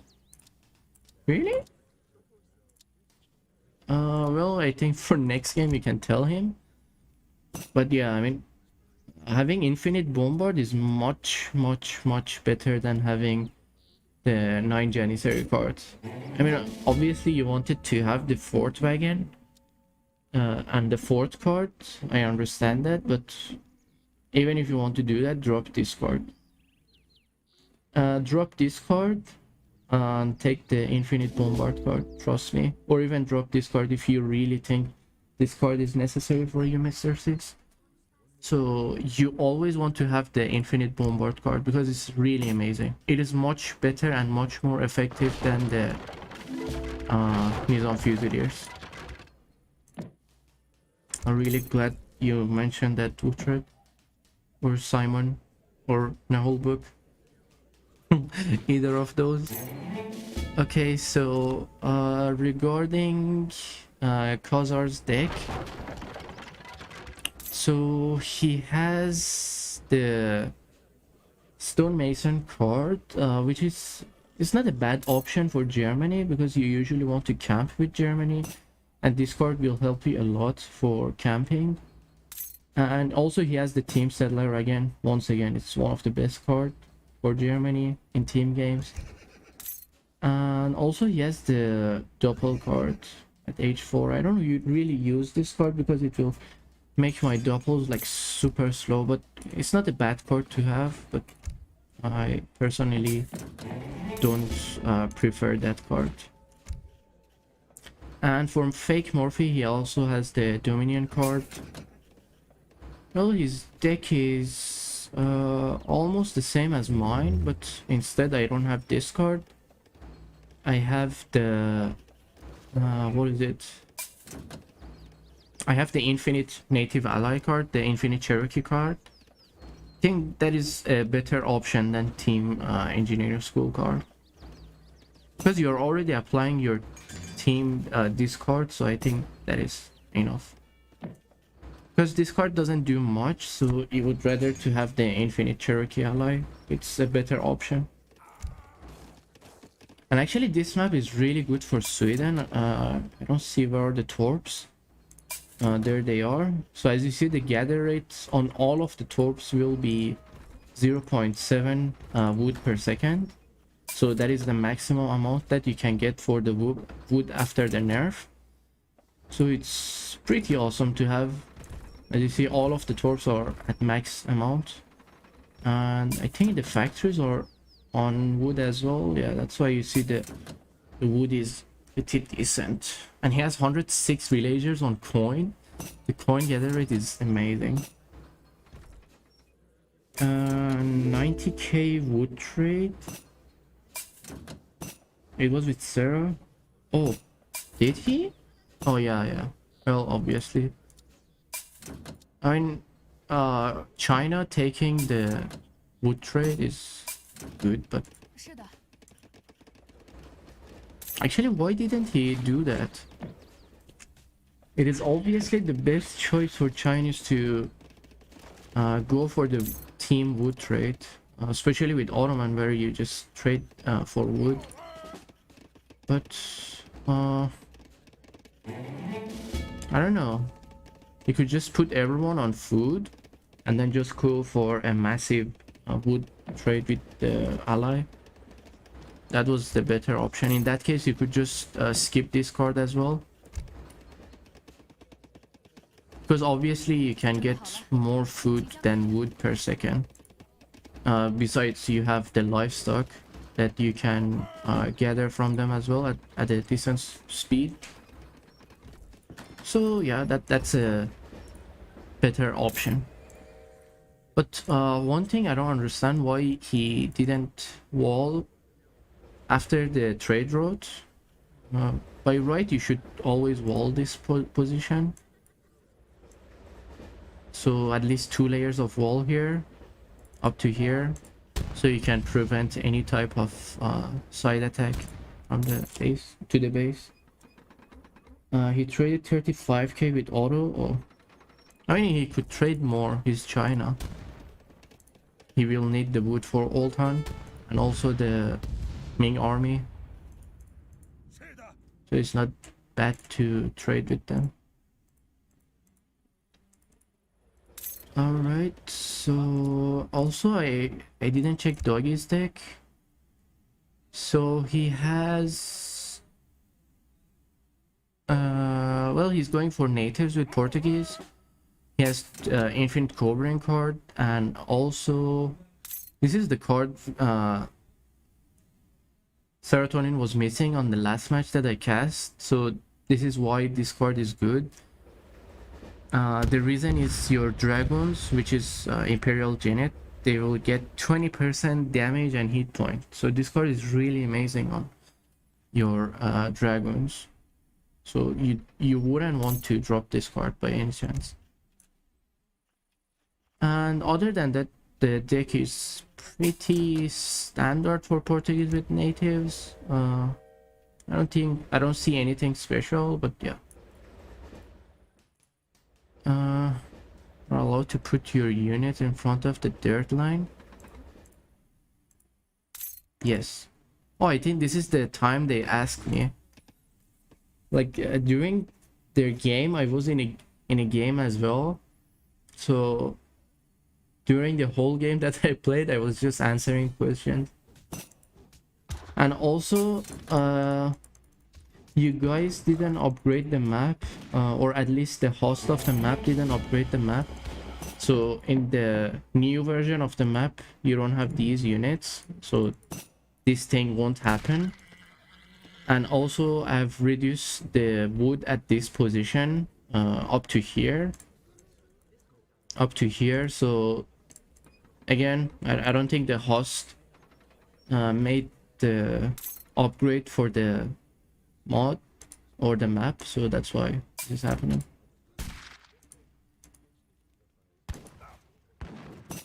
He has these units here for the whole time, and I wonder if they show as idle. I don't think so, but he lost one villager already. Okay, so yeah, that's the case. Does the China real card overpop? It's no, it doesn't work anymore. They have nerfed that. I don't know, nerf or adjustment, I would say, because it wasn't supposed to work that way, but it did. But yeah, I think it was probably adjusted and fixed. Okay, so actually I wonder why Team Nahulbuk didn't scout these areas properly. Because if they did, since they have Ottoman, it is always good to scout these areas so they can spot the weak point, which is like here. The reason that this spot is weak is because basically this is out of the town center zone. They have no military building here to defend against Ottomans just building at this area, and they don't even have the military building at the back. So this is just a weak spot for them. As you see, only blue has some buildings here and red has some buildings here. So if red comes to defend this position, he will obviously lose that side, and if blue comes here, then he will lose this side. So that's why it was better option to scout this area so they could just run in. But obviously this side, they have a better base setup compared to the other one, at least for the center. But this side, they have a good site control, especially near the trade road and also at this position. But you have to be aware because the torps will eventually kill the trees around them. So when that happens, these area where they are using the trees will be empty. So the trees will drop and there will be open space to the base. So you would rather to put the torps here and here. Yeah. That's the better option. Okay, so the fight will start in 25 seconds, and it's really good to see everyone will use the freeze overpop with the natives, even though this guy didn't even upgrade the natives. Also, the Sweden player didn't upgrade them because, I mean, by right you should upgrade them. Actually, no, he doesn't have the Cherokee allies. That's why. Okay, never mind. Well, Survey is starting at the back. He's playing a bit passive, or maybe he's planning to go here. And meanwhile, Khazar is trying to make a defensive base against China. But this matchup overall is not really good. I mean, China against Germany is just a dead matchup for Germany, no matter how good you play with Germany. At some point you will drop either in score or military pop. And also the walls are not upgraded. I wonder if he's upgrading them now. Yeah, I think he forgot to do the upgrade for the walls. But anyway, this position, I mean, at this position of the fight, it's really hard to fight against Sweden with Ottoman, and also for this side is hard against Chinese to play with Germany. So I would say the fights are balanced because one side is a winning side and the other side is a losing side. So it's just depending on, I guess, how they play it out. And in the native side, Portuguese and Germany, I think both of the saves are decent against each other, but I would say it's more in favor of Portuguese because of the long range mortars. But yeah, so it's not a bad matchup overall. Okay, well, Survey is doing super slow. I wonder what is he doing. He made a complete wall at this position, but he has nothing here to defend or anything. And they have no vision over here, so they could easily make a villager run to this side. Oh well, never mind, it's getting walled. Oh my god, we have another Michael Jackson here. Let's do a moonwalk again. This is the third match on the castings that we have moonwalk, but it is finally finishing the wall. Actually, it built the wall quite fast though. Did he have the stone mace card? I don't think so. I don't know. No, it got fixed. Yeah, I've mentioned that already. Actually, I want to just check if the Portuguese natives are better than Germans. I think it should be the same. I don't think there should be any difference between them because none of them they have any card that boosts these natives at least. So yeah, the matchup will be pretty equal in terms of the native unit stats. Okay, so Zero is applying some big pressure here. So against China with Germany, what you want to go is just go with Wuhan, War Wagon and Dobbs. But still, again, since Chinese have more population compared to Germany and also better economy overall, at some point the German economy will drop. So it doesn't matter anyway. I mean, unless you execute them super early, which is less likely to happen, the Germany will have a hard matchup. Alright, so is this from factory? No, it's the one from consulate. So Zero has his consulate here near the fight, so he can use the consulate units, and meanwhile the Swedish player is helping him. Helping German player to defend against Chinese, because as I said, they have more population and it's harder to play against Germany. Against Germany. What did I say? Yeah, it is harder for Germany to play against China. That's what I meant. What am I doing? Done with Nats? What the hell? Wait, what? Was that a delayed message or... I don't know. I mean, most probably Naholbrook and Zero were in a call. So maybe Zero just asked instead of Naholbrook. Maybe that was the case. Okay, well, the German units are just getting executed easily. Actually, Zero should have made more, what is it called?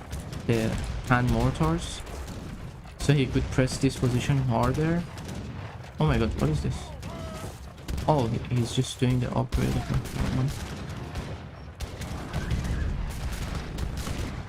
Oh, actually, Fake Morphe is also helping Doggy to push Naholbrook. That's an interesting option, but actually I think it was much better if for example, for this position, Fake Morphe just focused on pressing the Ottoman, because basically when you push this position, you will be here at this area, and basically that is just behind the enemy walls. So it's much better option to just split your army here and here. I mean, of course you can just help your ally against Chinese, but you should have just pressed harder on the Ottoman, so you could just break here and force Naholbrook to defend this position as well. And Zero is, I think he said he is wonder to send the units to this position. That's why he has idle units. I think it was a better option if you just set the units to go to here, so it's just like free units to support your ally once in a while, and it's like a closer distance, so it's a better option to send it there rather than having them here. It was because, yeah, that's what I thought. But were you guys actually in a call? Yeah. Okay, that was the case. Good to know. Right, so Sarah is also helping against fake Morphe, but still, I mean, Chinese is still progressing slowly, but Sarah needs more hand mortars. Where is this training from? Here. Oh, actually, he's building more castles now. Good to know. Okay, and Holbrook is doing a really decent job against Portuguese. It's just because I hate Portuguese with those mortars. It's just annoying me a lot. I hate the mortars because of their long range. Alright. Oh, these are red walls. Oh, okay. For some reason I thought these are purple walls. But, okay. Well, now he's getting rid of the side walls, so he can just press further. Because at this position with Germany, you can just hold. You can just hold as long as possible until like the other side press in. But most probably Holbrook is planning to push as well. So that's why maybe he's trying to get rid of the walls. Wait, oh, send Jaegers here. Sending Jaegers with all these Castadors here was not the best option. You would rather send 20 Carlins because they will have 10 Carlins because they will have the same population. 5 Jaegers, 10 pop, and 10 Carlin is just also 10 pop. But that was the better option, especially at this position where you have all these Castadors. You need to have anti-cap here. So that was the better option there. Well, in terms of economy, everyone is still above 20k. Sorry, not 20, 200k score. So that's a fair amount of score for everyone. And also China 42k wood. So I mean, at this point you just want to have all of your villagers on point. So when you do that, since you have 42k wood, that's more than enough to, I think, support you through the whole game. I don't think you will need more than that. Assuming you have the factory and the tower on wood, but I don't think that is the case. Well, both factory and tower is on coin, but the better option was send everyone on coin and put factory and tower on wood. That was a much better option.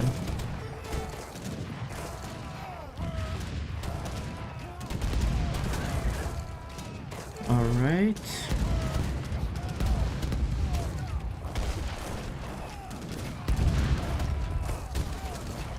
Okay, so we have some hand mortars coming in, but I don't think that is enough to press in. You need more hand mortars basically. Actually, I wonder how is Ottoman pressing in the Swedish player. Maybe he's distracted with the other side and maybe he's helping the other side as well. Because I don't see many Chinese units that pressing back the Swedish player, but I don't know.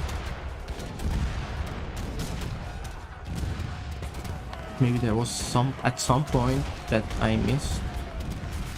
Well, 2 batch of Old Town is coming there. Actually, did he send all of the artillery card? Yeah, he did. At this point, you can send some Rattans to just cause some distraction. Just go for the artilleries right away. Because you have enough resources. So you can easily send the Rattans. And also he has 12 villagers idle. I wonder where they are. Okay, so he has some here and the others are at the base. Okay. Oh, it doesn't matter. You don't need the villagers anymore.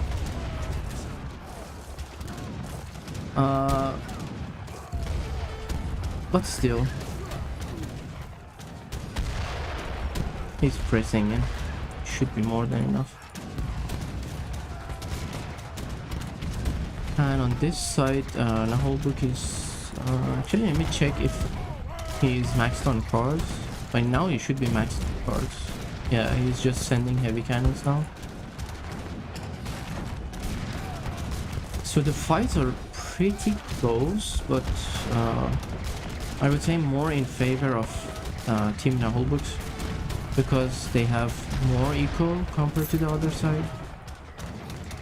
But let's see if they will manage to keep the economy that way, or they will drop and do some mistakes. Okay, so Zero sent another batch of heavy cannon from the consulate, and now his export is dropped. Wait a second, this one will go down. Oh my god, he just saved it with the heal ability, but otherwise this one would have went down. It wasn't the best position to send the heavy cannons, because you need to make sure there's not enough artillery to kill your heavy cannons, and then after that you send the heavy cannon. And meanwhile Yellow is trying to do some side attacks, 2 barracks and 1 artillery foundry. Let's see if he managed to do something at this position. Well, for now he's more focused on this side.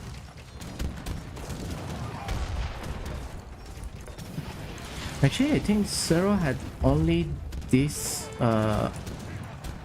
this castle on his hotkey. That's why it's constantly training from this castle, and now he's training from this castle as well.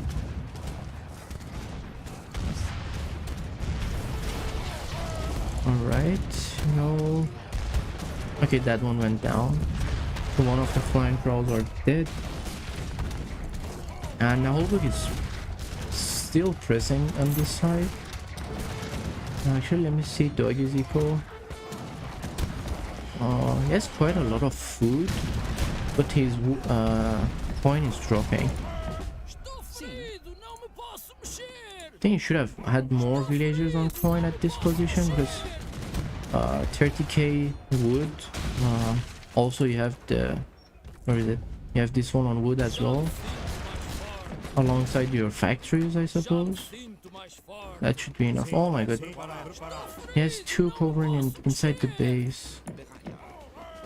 And why on earth would you put the settler wagons on wood?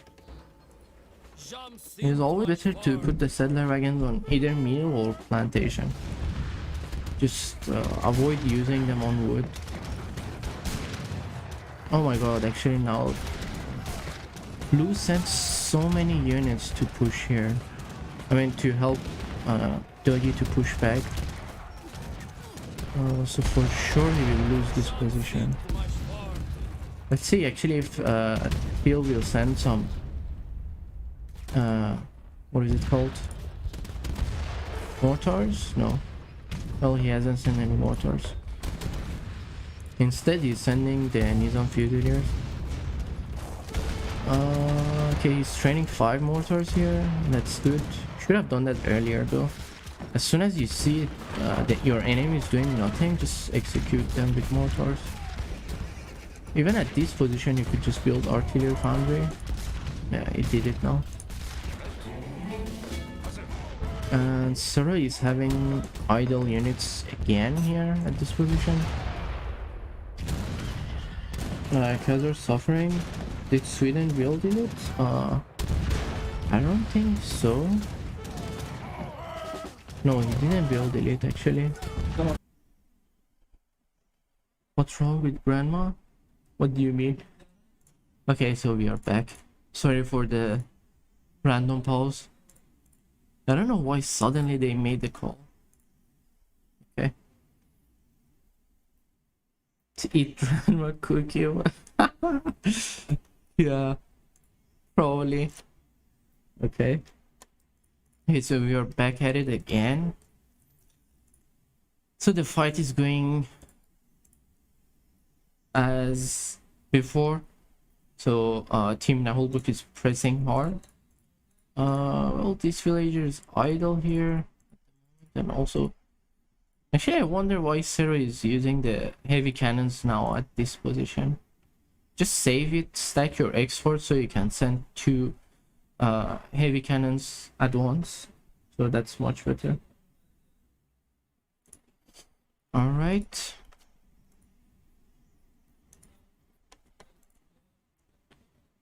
Okay, all right.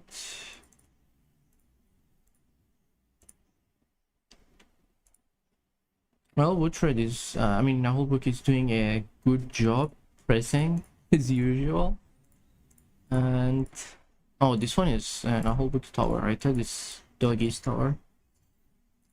Okay. Actually, did he remove the initial tower? No, he didn't. Usually people forget about the initial tower that they make to upgrade the outpost. And also I usually do it as well. I forget to delete that and bring it forward, but it is always good to have all of your 7 towers at the front. And also same goes for Mr. C, so you just want to have all of your towers here at the position where you're pushing. Since you're at this place, you just want to have everything here. Well, Fake Morphe is rather distracted defending this side, and now he lost his position against Ottoman. Well, actually having these units against Sweden is not bad because they'll do 3 times multiplier against infantry, so it's not a bad option to have. But still, the Infinite Bombard is much better, because Infinite Bombard is 8 population, but this card is 9 population. So basically you have more unit population disabled, because when you send the shipment you cannot train the unit anymore. I mean, 9 pop will be dropped out of your overall population. And also the other thing is the I would say 2 stacked or even 3 stacked bombard is just super strong.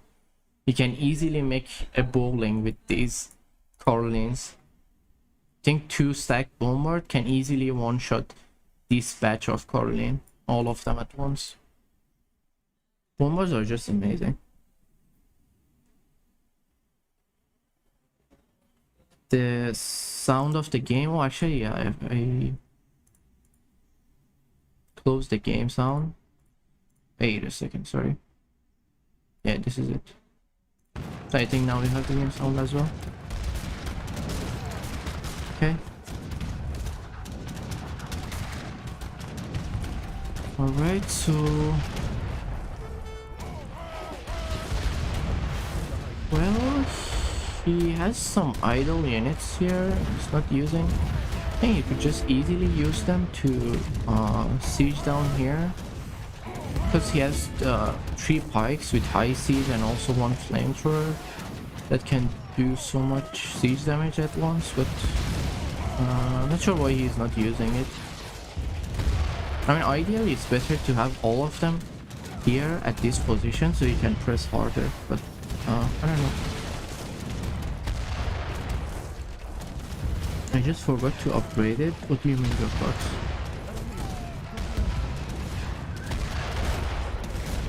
I don't get it, Jokebox. What do you mean? Upgrade what? Oh my god, look at these Portuguese mortars, so disgusting. Everything, they just snipe everything from long away. I mean, look at it, like legit Naholbuk cannot press any further just because of these stupid mortars. Because they're sniping everything up to this point. Let me just double check the range of the mortar. Wait a second, why can't I see the range? Oh, I'm on fake Morphe. Yeah. So yeah, okay, this one is going down. Well, you see how stupid these mortars are? Oh, the towers? Oh yeah, you forgot to do it during your game. Oh my god, I just hate this. And just to be honest, if this thing happened to me during any game, I just get tilted easily. It's just so frustrating to play against Portuguese with these mortars, especially with some saves like Ottoman or like India. These saves, I mean, Ottoman, basically you need your buildings, your janissaries, you just build anywhere, and it's like so frustrating against Portuguese because they can snipe it anywhere. And same goes for India because of the same thing. It's just so annoying. No, actually, fake Morphe is using some mercenaries. He still has enough food though, but overall the other team is doing a great job.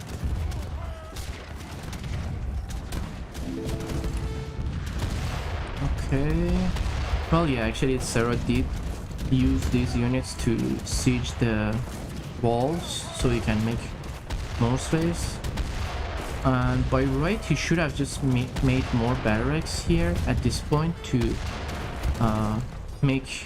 be more annoying and make more distraction, so you can make units from every position.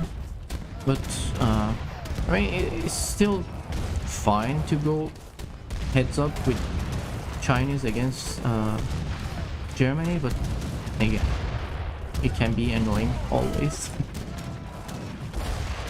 If this was me at this position with Chinese, I would just build like one castle here and 2 barracks to just make more trouble for the German player.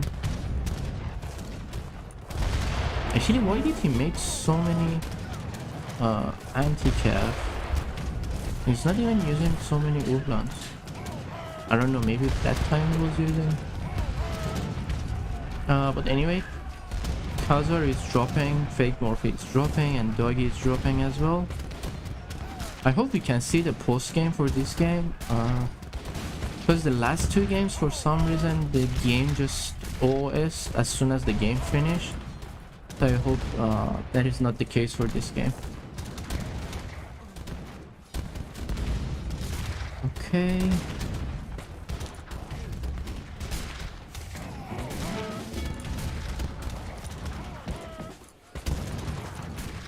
Right. Well, Naholbuk is obviously really good with artillery control. He's just eating Doggy with the artilleries, but still. Actually, Doggy should have used the mortars more often, so he could be more annoying to just prevent Naholbuk from pushing. Like the time he did, as you see, like few mortars he made, and then he just forced Naholbuk to stay at back position. Back position? No, stay back, not back position, sorry. Alright. Well, fake Morphe seems to be in trouble. Actually, let's see if Mr. Sis will delete. Yeah, he did. That's why he has so many Abus guns and cav archers. Actually, Mr. Sis is doing a really good job. He's doing a really good job.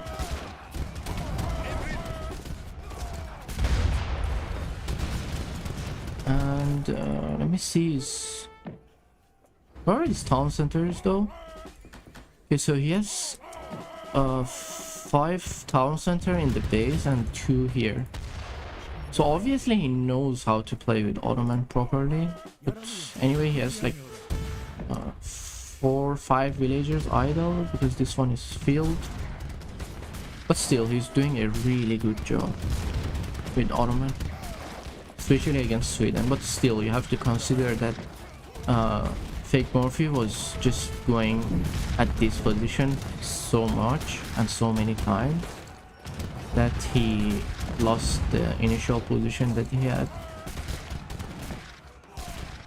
I think Fake Murphy was like at this position, and all he had to do was just to push in and then force Naholbuk to come and defend here. So in that case, maybe Doggy could just press in further. Actually, maybe no, because as I've said, at this position there is China versus Germany, so I think Chinese or Serotonin basically could help him to defend against Sweden. I don't think that was a big issue, but still.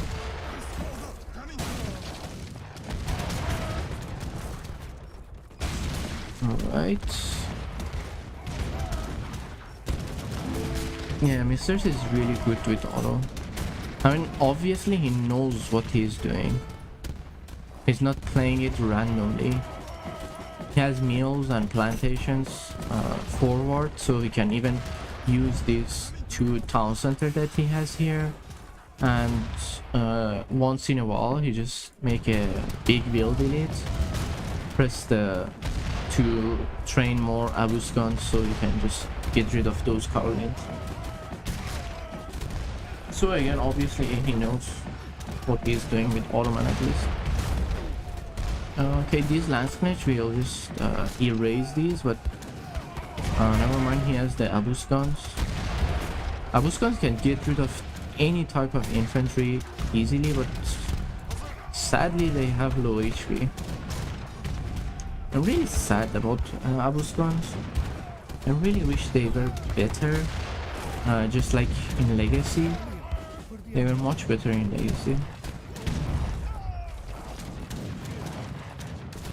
Actually, Khazar is doing a good job against Serotonin, especially with the artillery management. But actually, Sero is not using many hand mortars. By right, he should use more hand mortars. But still, it's not bad. They are doing a good job overall. Okay, he's walling in.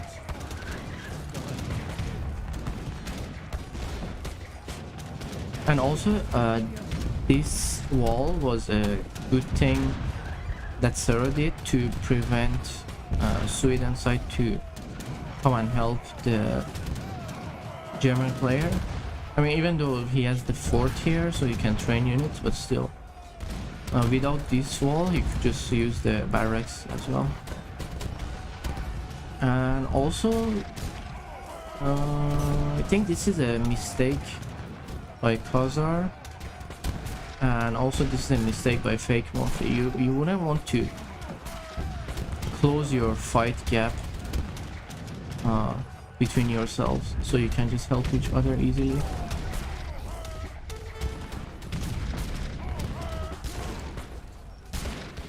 Oh my god, look at their score though. The other side is dropping while they are just rising in score. Obviously they are doing a good job. So then, yeah, let's just keep it quiet. I wanted to do some spoiler and all this stuff, but let's just keep it quiet for now. Okay, so he's just going all in on the artillery with the cavalry. Actually, the Step Rider are not doing that much to the artillery. I feel the Cossacks do more against artillery. I don't know, I might be wrong though. But the Step Rider, they do decent against infantry because they have the multiplier against infantry, and also they have half multiplier against heavy infantry. So basically they just do 40 damage to what is it? So basically they just do 40 melee damage to heavy infantry, and they'll do 80 damage against light infantry, which are the skirts. Well, Nahulbuk break here already. Well, this one will go down obviously. No, actually you should have just aimed for this one rather than that, because it's easier to siege down an unbuilt building rather than sieging a complete building. Okay, now we have some cavalry spam. Oh well, GG. I mean, Khazar could just fed them a bit, but I don't think that would make any changes to the result of the match, because all of them, they have enough economy to maintain the fight. Not going to lie, look, I'm disappointed. Took you so long. Oh my god, doggy.